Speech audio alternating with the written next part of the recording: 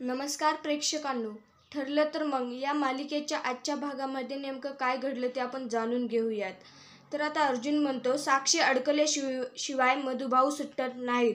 त्यावेळेस सायली म्हणते हो ते ठीक आहे, परंतु जेव्हा तुम्ही तो व्हिडिओ दाखवला त्यावेळी चैतन्य सरांनी आता जेव्हा तुम्हाला उलट प्रश्न विचारायला सुरुवात केली ना, तेव्हा खरं तर आम्ही खूप घाबरलो.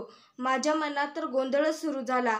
कुसुमताई आणि मला तर समजलंच नाही की चैतन्य सर नेमकं कुणाच्या बाजूने आहेत, आपल्या बाजूने की साक्षी त्यांना ब्लॅकमेल करते. खरंच आम्ही खूप घाबरलो होतो. त्यावेळेस अर्जुन म्हणतो यावेळेस आम्ही तुम्हाला काही सांगितलं नाही, कारण तुमच्या चेहऱ्यावरती भीती स्पष्टपणे दिसावी हे मी सुद्धा ऑब्झर्व केलेलं होतं आणि साक्षीनं देखील तुमच्याकडे पाहिलेलं होतं. कारण काही झालं तरी तिला असंच नेहमी वाटलं पाहिजे की चैतन्य तिच्याच टीममध्ये आहे. त्यावेळेस सायली आता अर्जुनचं कौतुक करते आणि म्हणते हे तुम्हाला कसं सुचतं हे कळतच नाही.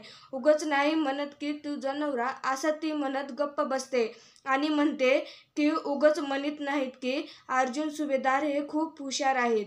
तेव्हा अर्जुन हा तिच्याकडे पाहतच राहतो. मग आता सायली म्हणते सर खरंच आज तुम्ही खूप खूप मोठं यश मिळवलं आहे.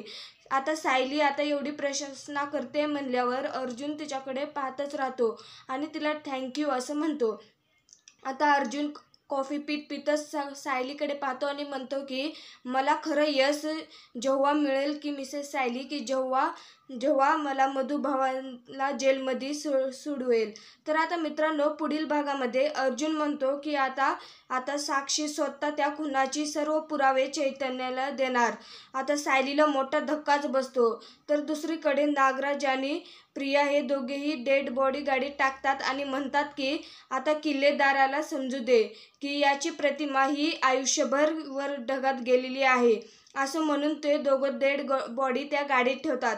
तर इकडे आता चैतन्य व्हिडिओ ऑन करतो आणि रेकॉर्डिंग करत साक्षीला विचारतो की विलासच्या खुनाची रात्री नेमकं तू कुठं होती हे मला खरं खरं सांग, नाही तरच मी तुला जेलमधून सोडू शकेल. आता साक्षी खूपच घाबरते आणि रडतच म्हणते की विलासच्या खुनाच्या रात्री मी, असं म्हणून ती आता काही बोलावं हे सुचतच नाही. असंच आपल्या मालिकेचे पुढील भाग पाहण्यासाठी आपल्या चॅनलला सबस्क्राईब जरूर करा. धन्यवाद. भेटूया अशा एका नवीन भागासह.